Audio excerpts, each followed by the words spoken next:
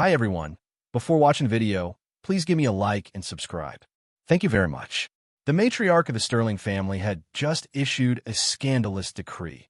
Any man capable of correcting her daughter's preference for women would be rewarded with a cool $1 million. The moment I saw the dollar signs, my vision blurred with greed. I spent every waking hour devising ways to seduce the young heiress. At first, she paid me no mind, treating me like a fly on the wall. But soon, her indifference turned into an obsession.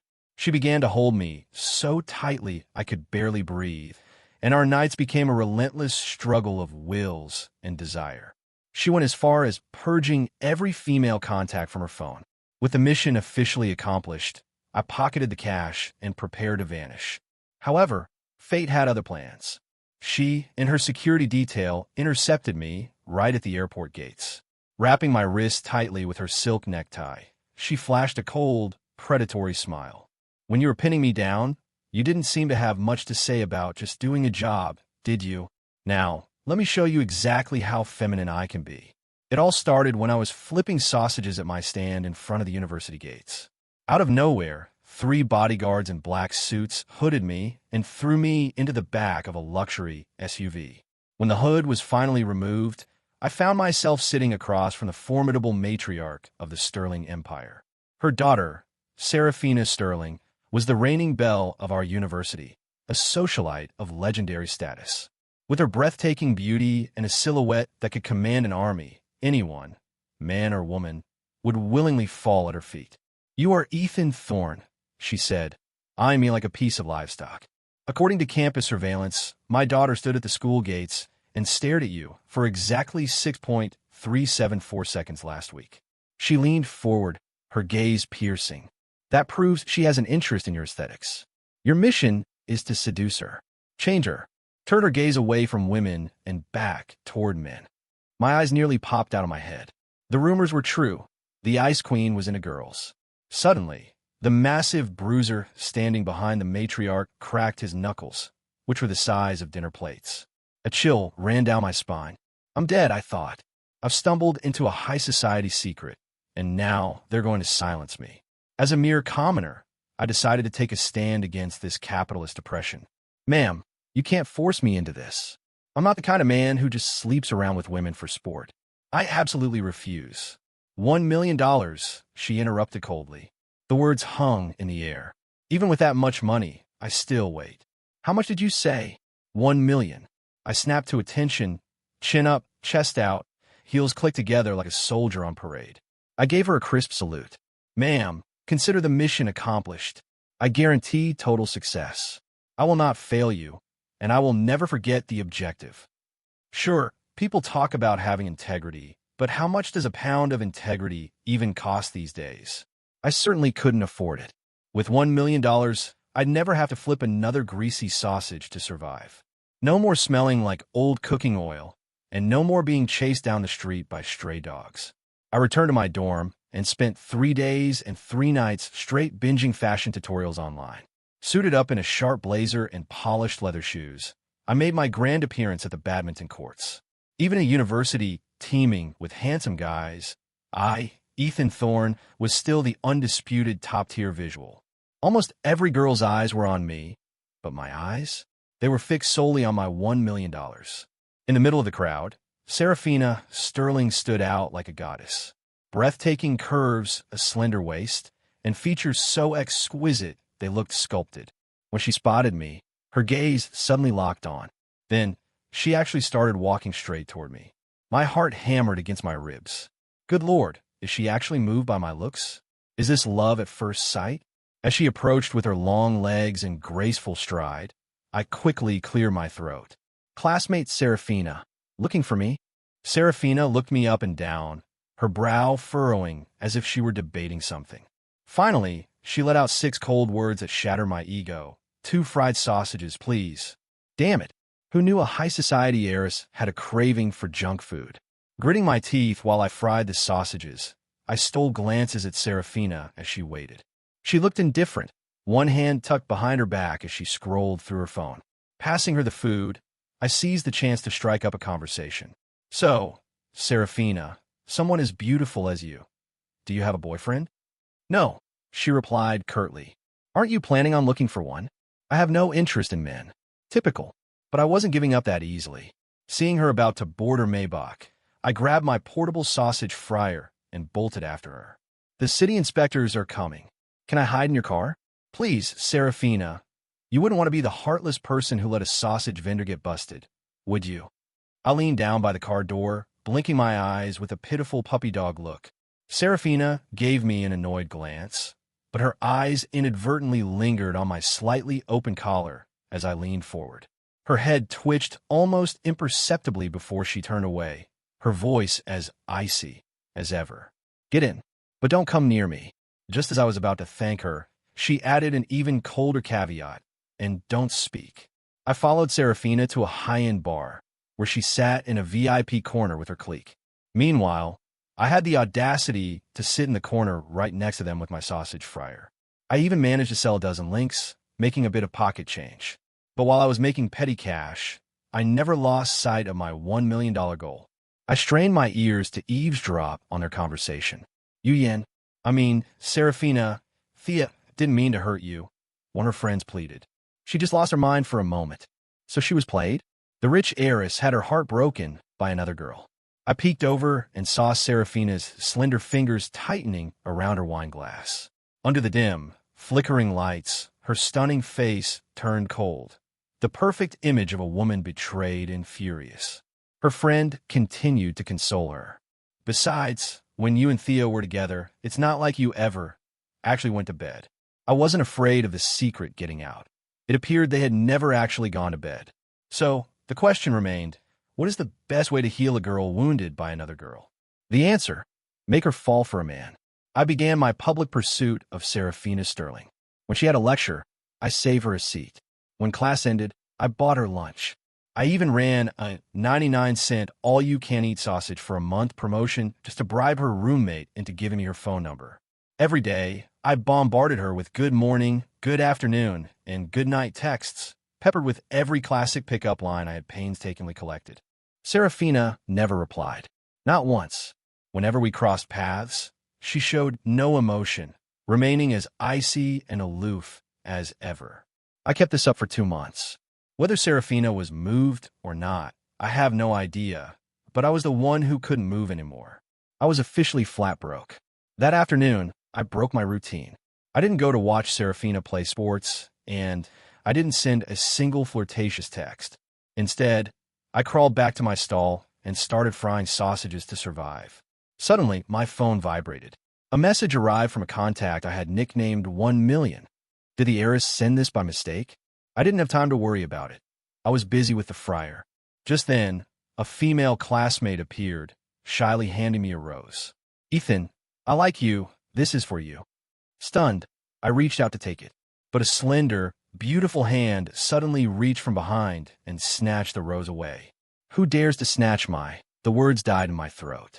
I looked up and realized the thief was Serafina Sterling.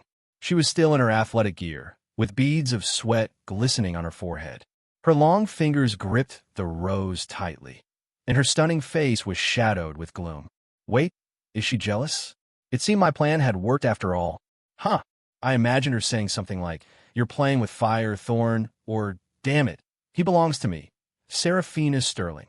I immediately prepared to play along. Goodness, classmate Serafina, you're so dominant. A second later, I heard her cold voice slice through the air. I'm a member of the student council. Write a self-reflection and report to the dean's office. The other girl recognized her, turned pale with fright, and bolted. Serafina let out a sharp, cold scoff. Only then did her gaze shift to me, her brow furrowing. What did you just say? You misheard, I stammered. I said, what a sharp move. You truly are a paragon of justice, helping me catch a flower thief. I thanked her profusely. Serafina maintained her arrogant, untouchable aura, reminding me coldly, next time you see someone picking forbidden flowers, don't accept them. Otherwise, you'll have your academic credits deducted. Huh? What is happening? Where was the sweet romance? How did this turn into a campus PSA about plant protection? I cleared my throat nervously to test the waters. Classmate Serafina, were you in the middle of a game and came all this way just to find me? I asked, hopeful. Yes, she replied. I felt a surge of excitement. And I'm here for sausages, she said flatly. 2 of them. Hurry up. Eat, eat, eat. Is that all she knows? Frustrated, I aggressively brushed the sauce onto the sausages, but I wasn't ready to admit defeat. I pressed on. Then why did you send me that message just now? What did that question mark mean? You sent me so many messages before, she answered. My eyes lit up. You actually read them all? My phone was broken, she countered. The messages were all corrupted. What on earth did you send me? She paused, her brow furrowing in thought. Are you sending mass spam? Don't do that again. It's practically a cybercrime. I felt like I'd been stabbed in the heart. Spam? I even saved seats for you in class. I've treated you so well, don't you know why? Serafina's expression shifted as if she'd finally had a realization. Her lips curled slightly as she replied coldly. Ah, I see. Fine, I agree. I could almost hear the notification sound of $1 million hitting my bank account. I nearly jumped for joy. Really? Serafina gave a chilling hum. Yes, I'll speak to the campus security team. I'll give you permission to sell sausages for an extra 30 minutes every day. Looking into her clear, desire-free eyes, I knew I had to change my tactics. If I kept up this gentle pursuit, it would take 80 years to succeed. By the time she finally wanted to sleep with me, I probably wouldn't have the strength left to show up. Moreover, at this stage, she still preferred women. She hadn't yet grasped the beauty of a man. I decided it was time for a breakthrough. That night, I stayed up studying over 100 CEO romance novels. Their essence could be boiled down to 2 words: domination and ruthlessness. Sex, I realized, was like a soccer game. You can't just let the woman watch the ball. You have to know how to drive it home. I looked down at my 8-pack abs, puffed out my chest, and stepped out with a new air of confidence. According to exclusive intel from her roommate, Serafina was hosting a party at her private villa tonight. When I arrived, I spotted her immediately. She was stunning, standing in the crowd like a swan among geese. Plenty of guys were throwing longing glances her way, but she ignored them all. Instead, she was focused on a slender girl. The most terrifying part? I heard people calling that girl Thea. Thea, the very woman I had overheard them talking about at the bar. The woman who had broken Serafina's heart. Damn it, are they really about to rekindle their old flame? An internal alarm blared in my head. I stealthily crept closer, and despite the thumping music and the roar of the crowd, I managed to catch fragments of their conversation. I heard Thea say, Serafina, I didn't mean to deceive you. That man tricked me out of my money. We've been together for so many years. Can't you give me one more chance? I want to come back to you. Oof. This 2-timing woman. She had the audacity to crawl back after cheating. Serafina pressed her red lips together, looking hesitant. Then she spoke coldly. You want to come back? Fine, but there's a condition. You have to sleep with me. Good Lord, how can she be so blinded by love?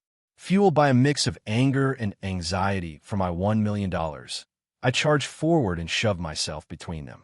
Serafina, don't listen to a single lie coming out of this trashy woman's mouth. She's played you once. She'll do it again. A person like this never changes. Thea looked stunned, while Serafina's expression darkened instantly.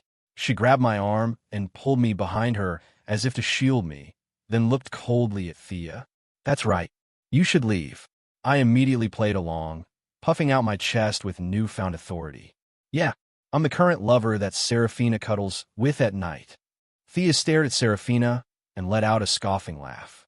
Current lover? Fine. It turns out you've already found a new partner and have no use for me anymore. Serafina, I really misjudged you.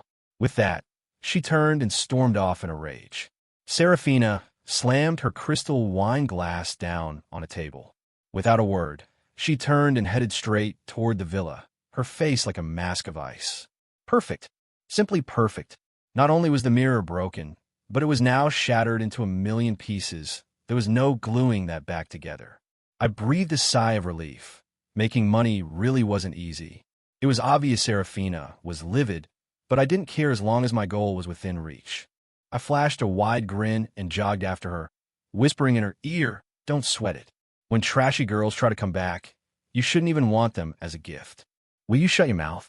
Serafina stopped abruptly. I couldn't break in time and slammed right into her back. She turned around, her breathing becoming heavy, her tone dropping to a dangerous chill. If you dare follow me one more step, just see what happens. Get away from me. I put on my most soothing customer service voice. Hey, Serafina, when you deal with a toxic ex, it's only natural to be irritable and lose your temper. They say that when people are emotionally wounded, they're at their most vulnerable. This was a once-in-a-lifetime opportunity. I decided to pull out my ultimate trump card. Have you ever thought that what you need right now is to change your perspective? Maybe if you try, merging with a man just once, you'll be able to let go of your misguided past and be reborn. Serafina's face grew darker with every word I spoke. By the time I reached the final sentence, she was so incensed that she actually let out a sharp, hysterical laugh. You certainly talk a big game, don't you? What's the matter? Are you mocking me because I'm a virgin? Her words hit a nerve, but I kept my chest out and my back straight. Of course, I'm an expert. Do you want to try it with me? Serafina's gaze was cold, yet filled with a strange significance. How should we try? Her question caught me off guard. Was she really that far gone into her preferences? I couldn't help but blurt out, to try it like that. Are you even a girl? You look so feminine, but surely you're not just a zero, the passive one in a relationship. As it turns out, a woman is someone you should never provoke. The moment the words left my mouth, Serafina grabbed me by the waist and pinned me firmly against the wall. Since becoming an adult, this was the first time I had been so close to a woman. She smelled clean, with a refreshing and pleasant scent of jasmine lingering about her. Her low-cut dress revealed her collarbones, which were so seductive I just wanted to dive in. It was a tragedy that such a high-tier beauty preferred her own gender. In a moment, I realized that straightening her wasn't just about the $1 million. I was doing a service for all mankind. You dare call me a zero? Serafina leaned in with a cold laugh, her eyes full of defiance. I shook my head honestly. No. Now I'm certain you aren't a zero. You're so fierce. You must be a number one. A top being called a bottom would naturally be unhappy. Hearing this, her expression softened slightly. She moved closer, her beautiful face radiating warmth. Her hurried breath brushed against my skin. Didn't you say you were highly experienced? Why are you standing there like a statue? Her intense gaze made my whole body stiffen, but I didn't want her to look down on me. Gathering all my courage, I wrapped my arms around her waist and leaned in for a kiss. The result? She turned her head, and instead of her lips, I ended up kissing her forehead. She seemed to let out a soft hum. Before I could even register the sound, she grabbed my face, tilted it up, and kissed me hard on the lips. This time, it was my turn to let out a gasp. At first, it was just her lips touching mine, cool and soft. My heart raced, and my head began to spin. But soon enough, she began to lock her lips and teeth with mine. It reached a point where the kiss was pure bliss. The kiss lasted so long that we somehow ended up on the bed without me even realizing it. Previously, I thought Serafina didn't care about my 8-pack abs because she had zero interest in men. Now, I knew I was wrong. Clearly, all women are lovers of beauty. The tropes in those overbearing CEO novels were spot on. However, to my surprise, Serafina stopped right at the kissing. She even carefully zipped my pants back up before flushing crimson and storming out. For the first time in my life, I felt like a concubine in a palace drama who had been rolled up in a blanket and sent back to her quarters untouched. I figured she just wasn't ready to handle the transition from her old preferences to going straight. But as it turned out, I was dead wrong. 2 days later, Serafina invited me back to the same villa. She was clutching a large shopping bag. I assumed she had bought me something delicious. But when I opened it, I found 3 boxes of ultra-thin, large-size condoms and over a dozen Japanese adult films. It turned out she had spent the last 48 hours doing supplementary research. Suddenly, a shadow fell over me.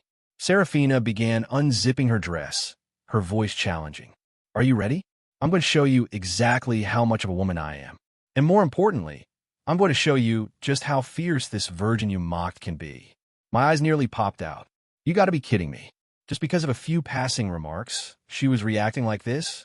Was this even how a woman was supposed to act? Before I could say another word, Serafina pinned me down. That was when I realized why she had bought over a dozen films. She intended to study and reenact them one by one. A woman with a point to prove is a terrifying thing.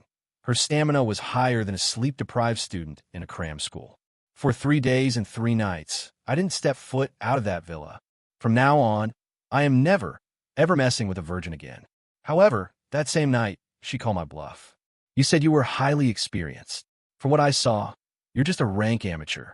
I was exhausted from her relentless pace and didn't bother pretending anymore. You're even worse, I snapped. I didn't see any heavens opening, and I didn't feel any bliss. Weren't there supposed to be soul-shaking vibrations? I'm just dead tired. Once again, I had hit her weak spot.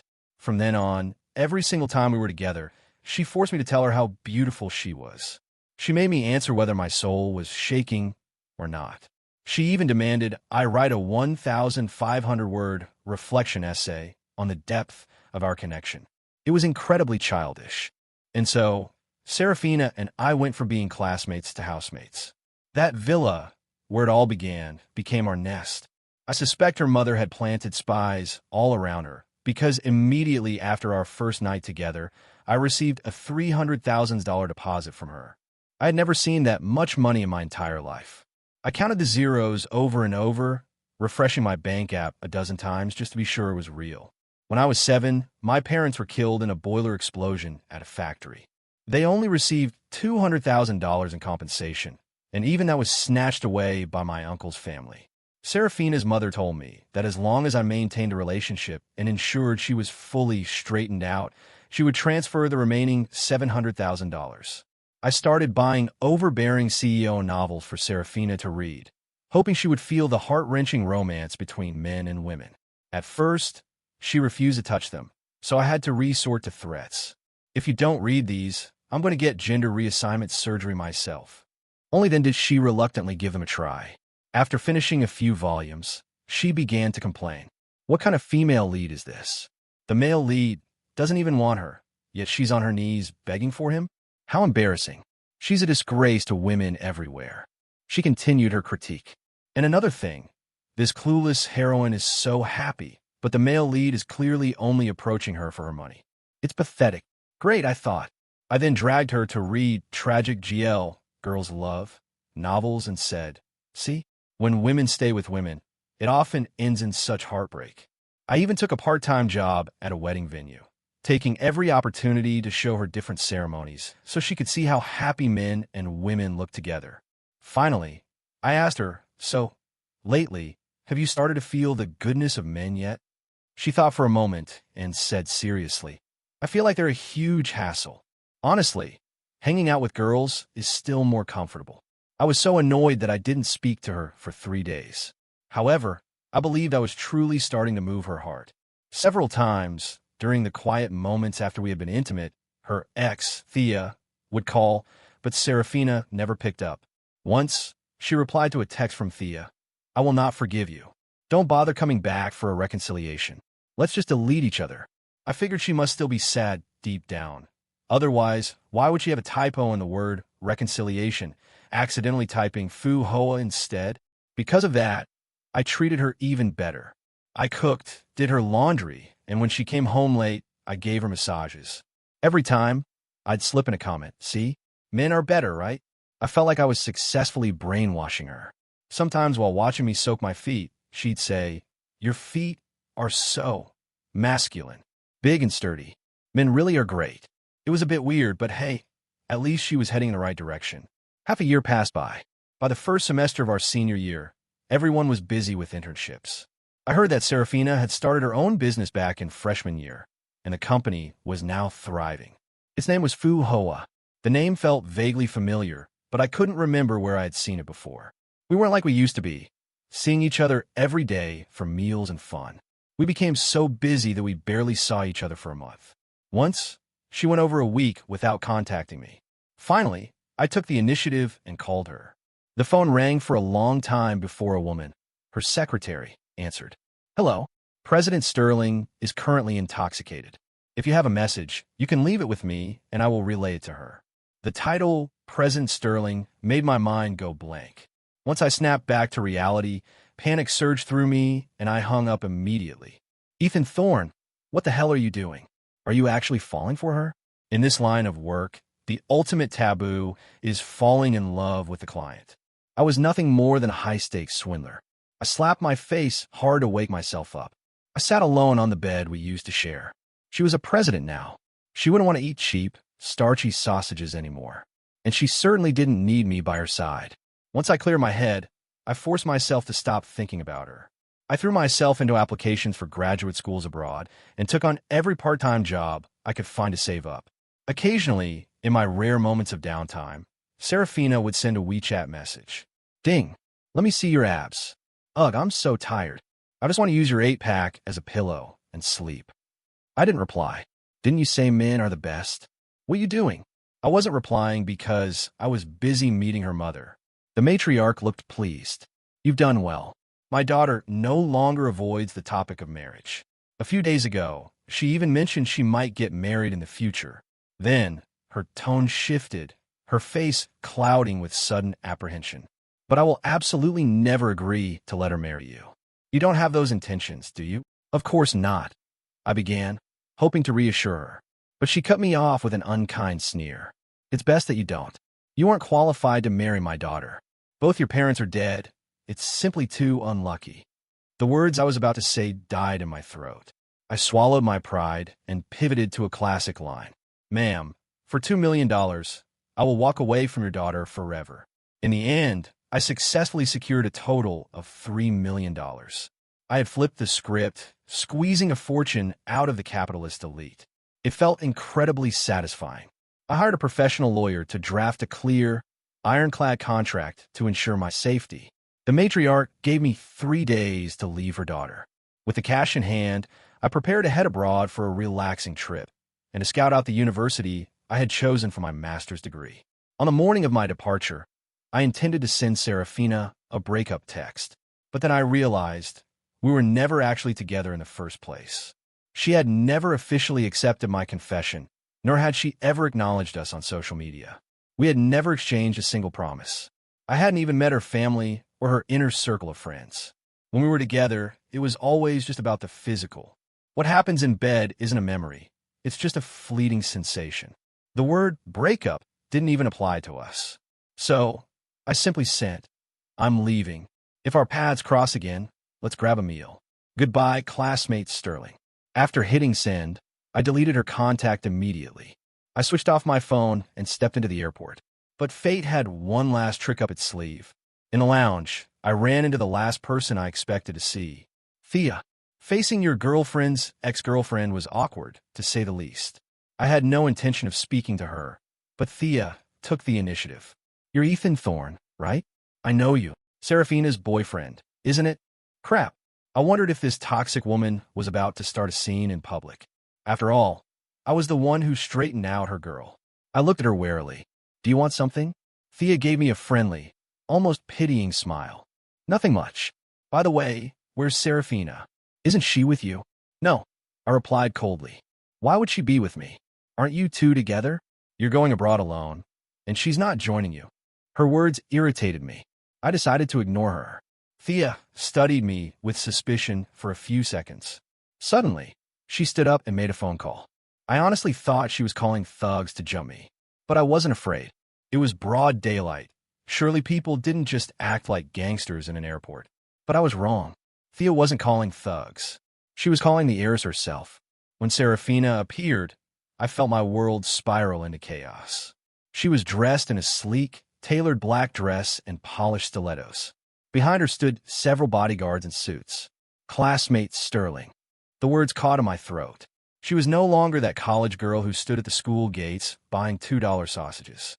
Back on campus, the divide wasn't so obvious because we were all just students, studying together, eating together.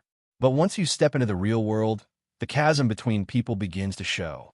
Status, wealth, attire, aura. In just 6 months, a world of difference had formed.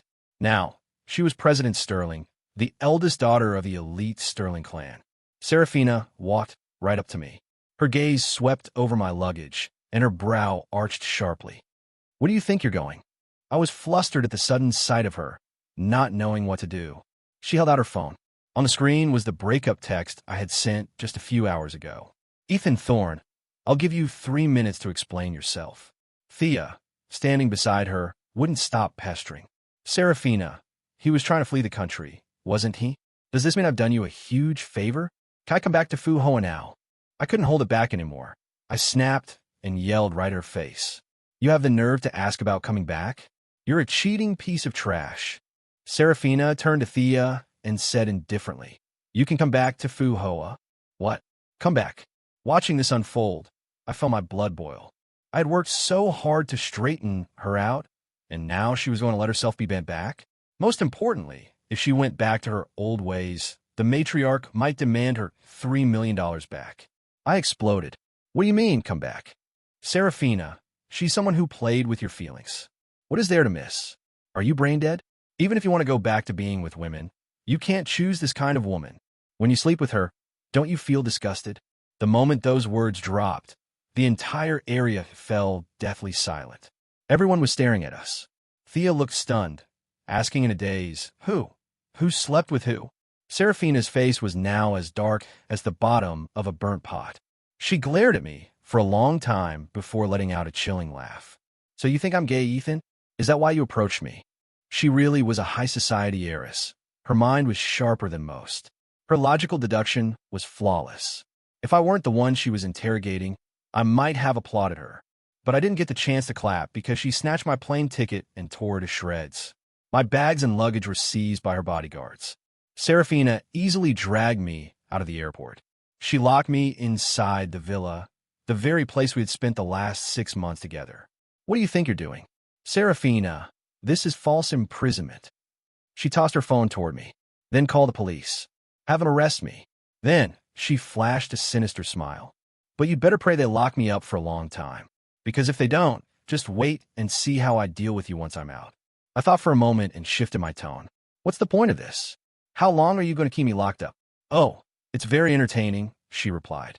Didn't you show me those novels where the male lead forces the female lead to stay? One of them locked her up for 3 whole years. Her words left me speechless. Fine, if you're so capable, keep me here forever then. Her mother will come to rescue me eventually anyway.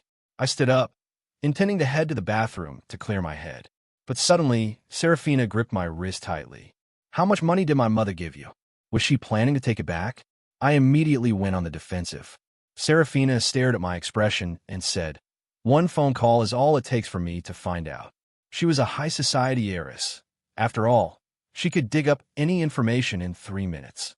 I decided to be honest. 3 million. 3 million. Serafina repeated, her voice hushed. Ethan Thorne, just for that amount. You could do something like this? In your eyes, am I only worth that much? She spoke softly, but felt like a dagger to my heart. Serafina, I'm sorry, but whether it's half of 3 million, a third, or a fifth, to me, that is a staggering sum. It's a sum worth more than the lives of both my parents combined. I didn't say those words out loud.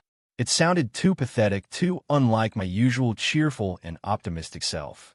I knew I was in the wrong, but a wave of immense discomfort washed over me. I turned my face away, only to be pulled back by Serafina. She looked at me with an expression of pure fury, her deep black eyes burning as if they wanted to incinerate me. Money is more important than me? Ethan, look at me and say it. Yes, I said, looking her straight in the eye. Money is more important than you. To me, money is more important than anything else. The pressure of Serafina's hand suddenly tightened, causing a pain in my neck that was almost unbearable. I wondered if she was about to dislocate my jaw. The look in her eyes became so terrifying it made me shudder. In that moment, I truly felt she wanted to kill me. But Serafina didn't do it. Instead, she shoved me down onto the bed, pinning me with her slender body. She began stripping off my clothes and kissed me with a desperate, forceful intensity. I knew she was angry and looking for a vent. I had indeed deceived her, so I didn't resist. Sleeping with a world-class beauty like her wasn't exactly a loss for me, and I figured there might never be another chance after this. However, my lack of resistance only made her angrier. Just as she was nearly finished undressing me, she stood up abruptly and glared at me. Fine, Ethan Thorne. You're good. You're really good. You're treating me like some free service, aren't you? It seemed the roles of the one with the emotional breakdown had switched. She slammed the door and stormed out. I vaguely heard her shouting to the bodyguards outside. There was a fish pond at the villa. I caught a few fish with my bare hands and sat in the yard, grilling them over a fire. The aroma began to drift through the air, even catching the attention of the bodyguards. I shared a piece of grilled fish with each of them. As they were eating, Serafina suddenly appeared and caught us in the act. I immediately spoke up. I'm the one who forced them to eat it. Once again, Serafina's composure shattered. She let out a cold laugh. Impressive. You even treat the bodyguards with such kindness, don't you? She tossed something that looked like a lunchbox into the trash and strode toward me. With one swift kick, she flipped over my grilled fish. I bolted upright, glaring at her with fury. What are you doing? Wasting food is shameful. And you're not shameful? Serafina reached out and squeezed my chin firmly, forcing me to face her. Her eyes grew dark and deep, staring straight into mine without blinking. Her voice was razor-sharp. Have you ever liked me? Even for a single second? Liked her? I froze. For the past 20 years, my life had revolved entirely around waking up early, staying up late, and scraping together every cent just to cover my tuition. The concept of liking someone was far too luxurious and sacred for me. For someone in my position, it wasn't a matter of like or dislike, but of can or cannot. For instance, I can afford a steamed bun. It wasn't about whether I liked eating them or not. Liking was something I had neither the capacity nor the right to consider. So, I thought about it seriously. Serafina's recent behavior, acting like some female lead out of an overbearing CEO novel, didn't actually give me much to like. If I look back at our time together, what I felt was mostly curiosity. I coddled her and served her, both in and out of bed, solely for the sake of that $1 million. Yet, there were moments, like when we'd lie on the sofa watching TV, her head resting on my chest as she murmured that she never wanted to leave. Or after our more intense encounters, when I'd pull her into my arms and gently stroke her. Or when we'd share a meal and I'd snatch a piece of beef from her bowl, while she'd playfully drop cilantro, which I hated, into mine. Or those days without classes or work, when we just hold hands and wander around the villa. In those moments, I felt happy, a kind of happiness that still brings a smile to my face when I remember it now. Was that liking? I didn't know. I opened my mouth, but my throat was tight, unable to produce a sound. Serafina stared at me, her red lips curving into a faint, bitter arc. You didn't, did you? Good. That's perfect. She let out a cold laugh. Let me tell you something. I don't like you either. It's hilarious, really. How could I possibly? She paused for a beat, her voice dropping to a freezing temperature. You can get lost now, Ethan Thorne. Don't let me ever see you again. If our paths cross, I'll chase you away every single time. I left without a word. I figured our paths would never cross again. My journey abroad went smoothly. At first, the life of an international student was novel, but it quickly became mundane. The local food was terrible. Recognizing a business opportunity, I partnered with a local girl to open a small eatery across from the university. We served authentic Chinese comfort food, and business boomed. Occasionally, I still thought of Serafina, especially during those early days. At night, returning to my lonely apartment, a wave of inexplicable melancholy would wash over me. In those moments, I'd think of her, of our time living together. I'd remember the way she looked when she'd smile mischievously and pull me down for a kiss. I no longer had a clear memory of my parents' faces, but Serafina had been the person closest to me in all these years.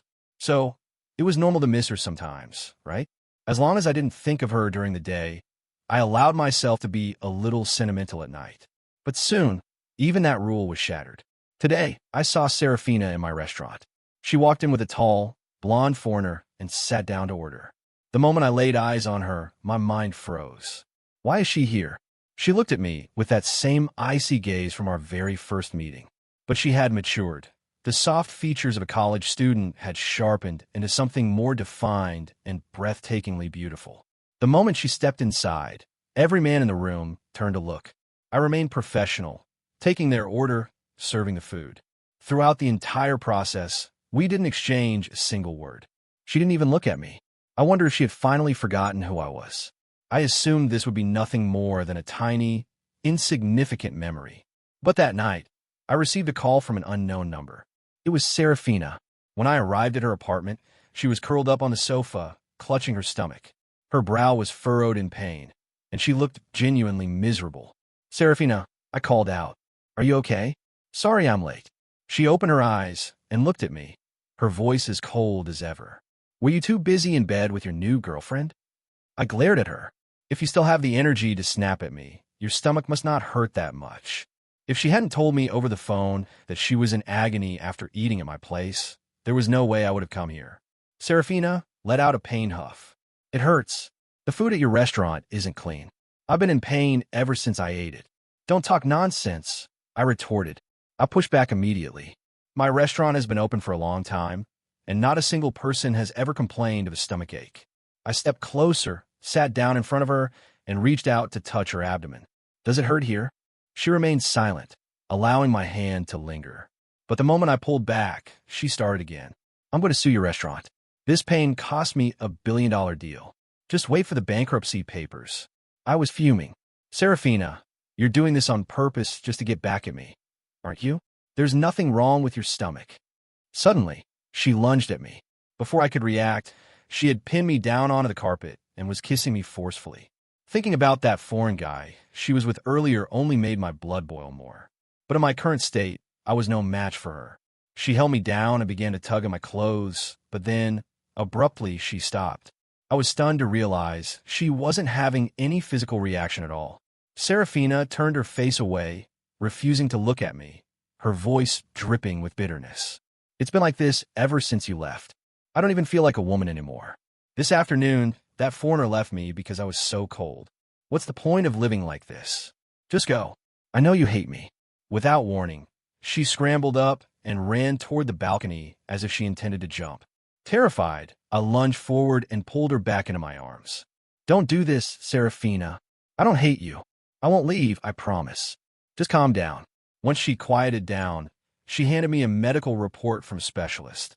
It stated that because she had been a lesbian forced into a rough transition to heterosexuality, she had developed a psychological block, a deep-seated aversion and resistance to anything sexual. The dense medical jargon was hard to follow, but the guilt hit me like a ton of bricks. It was true. I was the one who turned her world upside down. But I never imagined the consequences would be this severe. I had no idea. Serafina sighed, her eyes dull. "It doesn't matter. I feel nothing for men or women now." "Nothing at all?" I asked softly. "What about your ex, Thea? Did you feel anything when you were with her recently?" Serafina's expression darkened instantly. She closed her eyes as if suppressing a wave of nausea. Her next words hissed through gritted teeth. "I feel nothing with her, either. I'm basically broken. I'd be better off dead." "Don't say that." I panicked. "There has to be a way to fix this. We'll figure out together. Don't worry. I was the one who started this, and I'm going to take responsibility." Upon hearing that, Serafina's eyes widened, locking onto mine with an unfathomable depth. "You'll take responsibility? Fine. You said it. Just don't think so negatively," I pleaded. "Fine. In that case, let's sign an agreement." Serafina stood up and headed into her study. Just a few minutes later, she returned, handing me a multi-page document. I was startled. "You typed that fast." She let out a small cough.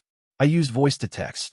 The gist of the agreement was that I would assist her in treating her dysfunction, and in return, she would pay me a fee of $1 million. I had a nagging sense of déjà vu, so I protested. "It's been 2 years, and your mother's rate hasn't changed? I demand a raise." Serafina glared at me. "Ethan Thorne, how can you even say that? You're the one who turned me into this." Feeling a twinge of guilt, I gritted my teeth and prepared to sign. But as I looked closer, I realized it wasn't a $1 million fee at all. My hand shook, nearly dropping the papers. This wasn't just generous. It was inhumanly lavish. These Beijing heiresses are truly terrifying. Fine, I agreed. I would help her recover and become a normal woman again. And so, Serafina and I began living together once more. She had just purchased a new detached villa with beautiful scenery, claiming the fresh air would aid her recovery. She also demanded that I remain unclothed while at home, arguing it was necessary to stimulate her visual nerves and help her reestablish her sexual orientation. Initially, I thought helping her recover would be a long, arduous journey. To my surprise, the very first time we were together, she seemed completely normal. Serafina, I asked, pausing. Haven't you already recovered? She hesitated for a moment. Perhaps it's because being with you triggered some muscle memories. Is that so? Let's keep going. I suddenly interjected. Wait, that's not right. Didn't the medical report say you were like that because... Serafina cut me off. I get it. You're repulsed by me, aren't you? She turned away, making a move toward the balcony. I'm just a useless person. I might as well just end it. I panicked, grabbing her firmly by the waist and pulling her back to the bed. After that, I stopped asking questions. Every time she slept with me, everything was perfectly normal. There was no lack of reaction whatsoever. She claimed she had consulted a doctor who said my male hormones were a perfect biological match for her. Then she started rattling off a bunch of medical jargon in English. It gave me a headache just listening to it, so I tuned her out. It didn't matter. As long as she was being cured, that was enough. Besides, it's not like we spent all our time at home doing that. I focused on my studies while Serafina stayed busy expanding the international market for the Fu Hoa group. Time slipped away, and a year later, my personal savings had skyrocketed to over 10 million. I began to feel like I had too much money, like I didn't truly deserve it. I tentatively asked Serafina, I think you've fully recovered, haven't you? When I got out of the shower yesterday, your reaction was quite intense. Serafina's fingers paused over her keyboard. What exactly are you trying to say? Well, I was thinking maybe we should terminate the contract. No matter how much money you have, you can't just keep going on like this forever. Serafina went quiet for a moment. Her gaze drifted toward the balcony. I immediately felt a wave of panic. All right. My mistake. If you have too much money to burn, be my guest. Another year passed. On the day of my master's graduation, as soon as the ceremony ended and while I was still wearing my academic robes, Serafina drove me straight to the Civil Affairs Bureau to register our marriage. Her proposal was ridiculously cliché. Ethan, I want you to be my therapist for the rest of my life. I broke into a cold sweat of embarrassment and pulled out her phone to check her recent history. Sure enough, the last chapter she read was titled, The CEO Above, The Wife's Gentle Kiss.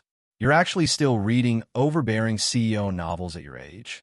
I asked, annoyed, but Serafina had already prepared the flowers and thrust a ring into my hand. I inspected it. You actually prepared this quite well. Serafina looked proud of herself. Well, I'm finally marrying a young heir with a net worth of over 10 million. I couldn't be sloppy about it. You certainly have a way with words, I laughed. And you're right. I quite like it when people call me young Master Thorn. I pulled her into my arms and gave her a long, eternal French kiss. After we registered the marriage, a lingering worry remained. Won't your mother have something to say about this? Serafina didn't seem concerned. She will, but it's fine. Sure enough, that afternoon, my phone rang. It was her mother, even though Serafina told me not to worry about it, claiming that she now called the shots in the Sterling family, and by extension, so did I. She was still my mother-in-law. I couldn't exactly pick a fight with her. For Serafina's sake, I had to be polite. I was nervously rehearsing what to say when her mother's authoritative voice boomed through the speaker. Is this Ethan Thorne? I hear you're my son-in-law now. Impressive. Tell you what, I'll give you 30 million. The first child, the second, the nth child, every single one of them must take the Sterling family name. I don't want maternal grandkids. I want heirs. Well, 30 million. Can you do it? Wait, mother-in-law. Side story 1. The Great Misunderstanding. One night, long after we were married, I sat bolt upright in bed in the middle of the night. Wait, something's wrong. The company Serafina, founded in her freshman year, was named Fu Hoa. Back then, I overheard Thea telling Serafina she wanted to come back and reconcile. But she was actually saying she wanted to return to Fu Hoa, the company. And that part about sleeping together, she was actually talking about tax filing. I turned over and grabbed the woman next to me. Classmate Sterling. Wake up. Serafina opened her eyes and pulled me into a hug. Ugh, what is it? Did you have a nightmare? I definitely misheard everything back then. I pressed her. Thea was asking to return to your company, wasn't she? She didn't cheat on you, did she? She was a tax consultant, wasn't she? And most importantly, you were never actually gay, were you? You total scammer. Serafina sat up and looked at me with a deadpan expression. Hubby, I have something serious to tell you. Fine, go on. Confess. Serafina sighed heavily. I think we shouldn't have children. If our kids inherit your listening comprehension skills, they'll get a 0 on their English listening exams and never make it into college." Infuriated, I lunged at her, but she easily pinned me down. Holding the upper hand, she smirked. "Do it again, hubby." Side story 2. Serafina's perspective. Serafina was nearly fuming with rage. Ethan Thorne. That man had taken money from her mother and actually convinced himself she was a lesbian. He really thought she was in a relationship with her female co-founder. That part she could overlook, but he actually tried to sneak off with $1 million. For a measly $1 million, he was willing to abandon her. Was she not even worth $1 million to him? She had done everything for him in bed. Every time, he said he liked it, but was it all a lie?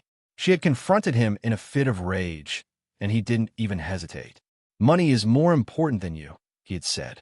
No hesitation, no sugarcoating. At that moment, she was so angry she wanted to strangle him. She slammed the door and locked him up.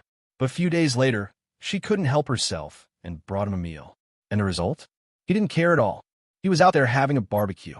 He didn't even have the decency to pretend to cry, so she could feel a little better.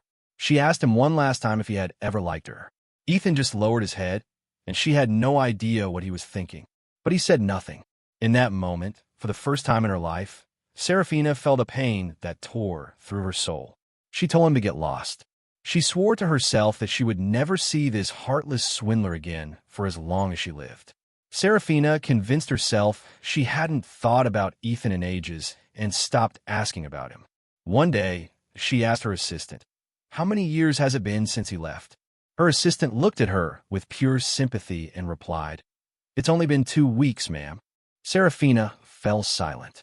She tried to force herself not to ask, but every time she opened her mouth, it had only been a few days since her last inquiry. Eventually, even without her asking, the assistant began proactively gathering every bit of information on Ethan's situation, placing reports and even private investigator photos on her desk. The more Serafina looked, the angrier she got. After leaving her, Ethan was living a perfectly good life. He was sharp and quick-witted, except for his terrible hearing. He was an excellent businessman, and his shop was always packed. He was just as handsome as ever. Serafina felt like a woman possessed. If she didn't check on him, she couldn't sleep. She was constantly thinking about him. First, she would grit her teeth, dwelling on how he had deceived her and how callously he had abandoned her. She wanted to crush him. But then, she would think of how he used to act spoiled with her. She'd remember the way he blushed the first time he called her classmate Sterling. It felt like a giant hand was squeezing her heart. She missed him. Truly, deeply missed him. Serafina realized she couldn't wait any longer. More than half a year had passed. If she kept waiting, someone else might snatch him away. So, she took action. First, she went to his restaurant with a hired blonde bodyguard to act as a decoy. She staged a chance encounter, and then used the excuse of stomach ache to lure him to her house. She knew how much he valued his career. He definitely wouldn't want his restaurant to face trouble. As long as she claimed there was an issue with the food, he would surely come. Sure enough, he showed up. Then, she pulled out her strongest move. She lied and told him she suffered from sexual dysfunction. She even handed him a stack of complex medical reports, all of which she had written herself, of course. Tricking Ethan was easy enough. He was genuinely terrified. His sharp features turned pale with guilt. Seeing his worry brought a sense of relief to her heart. He wasn't completely indifferent to her after all. She played the role of the tragic heroine to perfection, even resorting to the most shameless tactic, threatening to take her own life, claiming she no longer wanted to live. She had no other choice. In the game of pursuing a man, if you don't use a few tricks, you'll never succeed. Finally, while Ethan was paralyzed with worry, Serafina played her ultimate card, sacrificing a pawn to capture the king. She forced him to utter the words that he would take responsibility for her. True, the tactic was a bit underhanded, but Serafina didn't care. She had to have this man. She didn't miss a beat, immediately pulling out the pre-prepared contract and making him sign it, promising him $1 million a month. She watched the look of sheer bewilderment on Ethan's face, his eyes wide and round, looking both naive and mischievous. He was quite simply beautiful to her. She knew he loved money. After he moved abroad, she had sent someone to investigate his background, only then learning about the hardships of his childhood. Orphaned at a young age, he had to live off the charity of others, growing up resilient and optimistic entirely on his own. Because of that, he lacked any sense of security. He was prone to overthinking, and more than anything, he simply didn't know what love looked like. When she discovered all of this, Serafina thought to herself, if he loves money, then let him love money. After all, I have plenty of it. She was willing to spend whatever it took. As long as he didn't leave her, she would work tirelessly to earn even more. She would maintain her status as a billionaire. That way, for the rest of his life, Ethan would never even think about abandoning her. She would provide for him forever, waiting patiently for the day he truly fell in love with her. And now, Serafina finally had everything she ever wanted.